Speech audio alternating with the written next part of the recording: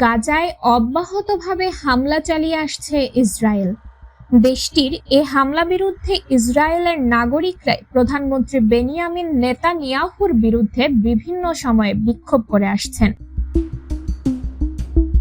এমনকি বিশ্বব্যাপী বাড়ছে ফিলিস্তিনের পক্ষে ইহুদিদের সমর্থন। যুক্তরাষ্ট্রের বিপুল সংখ্যক ইহুদিও ফিলিস্তিনিদের পক্ষে সমর্থন জানিয়েছেন। সম্প্রতি এক জরিপে এমন তথ্য উঠে এসেছে। সংবাদ মাধ্যম মিডল ইস্ট মনিটরের এক প্রতিবেদনে এ তথ্য জানানো হয়েছে।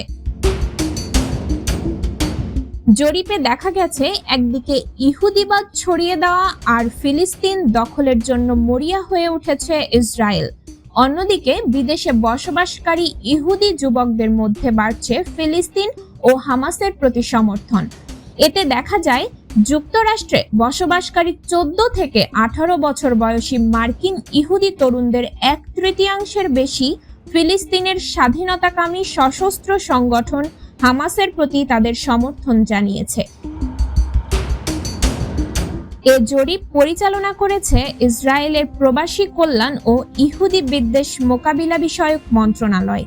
জরিপের ফলাফলে দেখা গেছে, আমি হামাসের প্রতি সহানুভূতিশীল এ বক্তব্যকে সমর্থন বা কড়া সমর্থন দিয়েছেন 36.7% মার্কিন ইহুদি তরুণ।